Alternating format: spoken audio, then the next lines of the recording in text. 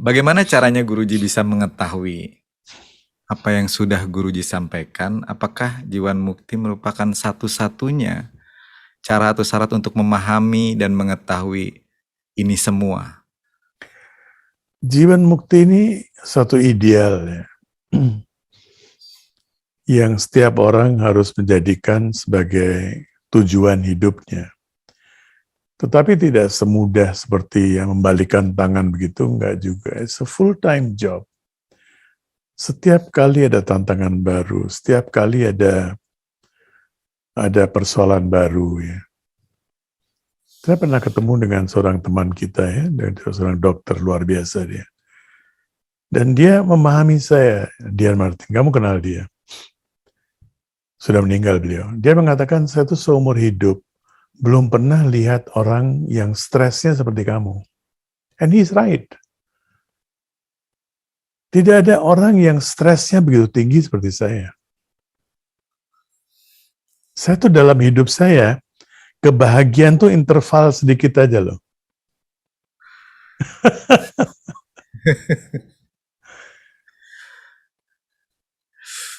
Tapi gimana Bapak stres seperti itu, tapi wajahnya ini membuat orang merasa tenang lihat Bapak?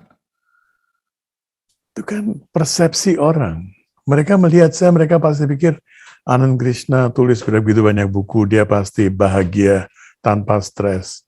Dia tidak tahu stres saya lebih tinggi daripada orang punya stres tentang masalah pribadi, masalah keluarga, masalah usaha, masalah jodoh. Nah, saya stresnya segudang. Semuanya diborong. Iya. Dan yang menarik Bapak tidak pernah sedikit sekali berbicara stres tentang, saya kayaknya nggak pernah dengar Bapak mengomongkan stres tentang diri sendiri atau keluarga, tapi Bapak pasti ngomongnya stres tentang bangsa ini, tentang manusia dan lain sebagainya. Jadi memang stresnya gede banget, luar biasa besar. Tapi idealnya begitu Bapak, kita harus suatu saat stresnya jangan nanggung begitu ya. Harus, kalau kita bicara loka samgraha, kebaikan bagi semua orang ya. Banyak orang yang tidak paham kebaikan dia itu apa. Saya bisa melihat kadang-kadang, ya bukan selalu. Kadang-kadang saya melihat ini kebaikan dia itu begini seharusnya. Tapi orang ini merasa mentah-mentah dia menolak. Oke, fine. Ini bukan enggak. Saya tuh begini. Kadang-kadang kita bisa mengatakan, wah, orang itu stubborn sekali, keras kepala. Kita sendiri juga keras kepala. Dan kita tidak melihat kekerasan kepala kita. Nah, sekarang what should I do, Dian Martin? Saya melihat orang keras kepala, dia lagi jalan, sebentar lagi dia akan masuk jurang. Ada jurang di situ.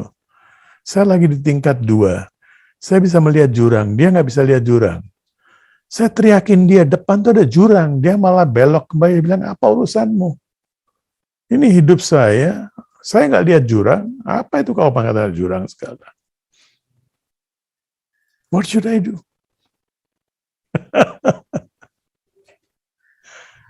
Aduh, kayaknya kena nih. Kena banyak orang, saya juga kena. Nggak, di atas saya ada juga lantai ketiga, lantai keempat, lantai kelima. Dia juga melihat, saya juga punya persoalan. Jadi, cuma ya kadang-kadang saya mendengar, ya oke, kalau bilang terima kasih lah. Kamu berada di lantai 7, ya wajar lah kalau kamu ngomelin saya. Fine. Yang susah itu berada di lantai 2 dan lantai pertama. Ini yang menyulitkan sekali, karena dia nggak bisa melihat apa-apa. Apakah tanda orang yang sudah selesaikan hutang piutang itu tidak stres? Kalau guruji mengatakan sangat stres karena memikirkan orang banyak, apakah artinya menambah karma sehingga harus lahir lagi? Menambah karma atau tidak menambah karma tergantung pada niat setiap orang. Kalau dia mengharapkan sesuatu, saya lagi baca satu naskah kuno sekali ya, menarik sekali. Naskah ini tentang membuat tempel, ya, membuat suatu tempat ibadah dari tradisi kuno di timur ya. Dia mengatakan tempat ibadah itu nggak boleh dibangun begitu saja. Kalau kamu bangun tuh gagah-gagahan, tempat ibadah itu akan hancur. akan menjadi ruins, tidak akan berlangsung lama. Dan kita melihat di sejarah kita, banyak sekali tempat-tempat ibadah yang baru 500 tahun, 400 tahun, 300 tahun, hancur lebur ya. Nggak ada bekas-bekasnya.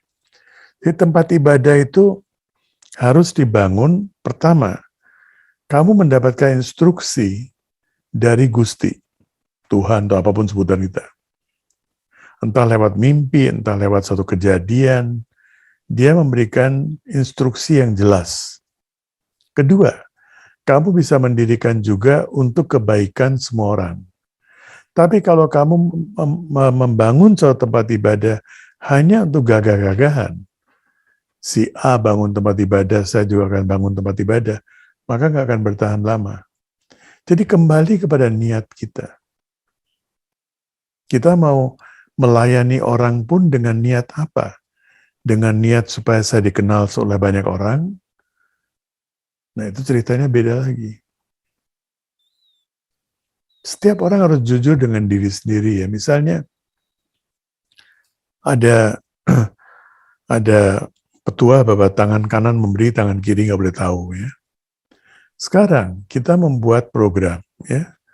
Kita melayani di rumah sakit atau apa, ada begitu banyak program sewa bakti sosial ya. Kita juga memberitahu lewat medsos. Ya. Padahal petuanya adalah tangan kanan memberi, tangan kiri nggak tahu. Nah, apakah kita salah? Kembali pada niat kita. Kita memberitahu lewat medsos itu untuk melibatkan lebih banyak orang atau untuk hanya pamer diri kita. Ini yang guru saya selalu mengingatkan. Banyak orang yang sumbang, dia bilang cuma 1 lakh rupiah sih, pakai mata uang India ya, 20 juta begitu ya. Tapi dia mengundang pers dan membiayai pers menyediakan makanan, bikin acara di hotel mewah, 40 juta. Nyumbangnya 20 juta, biayanya 40 juta. Nah itu nggak benar dia bilang. Kalau mau memberikan press release dan orang mau supaya orang bisa tahu dan orang tergugah, ceritanya beda lagi. Tapi jangan sampai menempatkan cart before the driver. Jadi pengemudinya di belakang, keretanya di depan. Nah terus saya pikir-pikir becak kita tuh begitu. Melanjutkan pernyataan Guruji mengenai stres tadi, Guruji tidak menikmati semua ini, tapi bagaimana awalnya Bapak di saat yang sama mencapai ananda kebahagiaan sejati. Itu kan persepsinya Veronica. Nama saya kebetulan guru saya memberikan saya nama Ananda. Yaitu saya berterima kasih, bersyukur ya. Tapi ini masih merupakan suatu ideal, saya mesti sedang berusaha.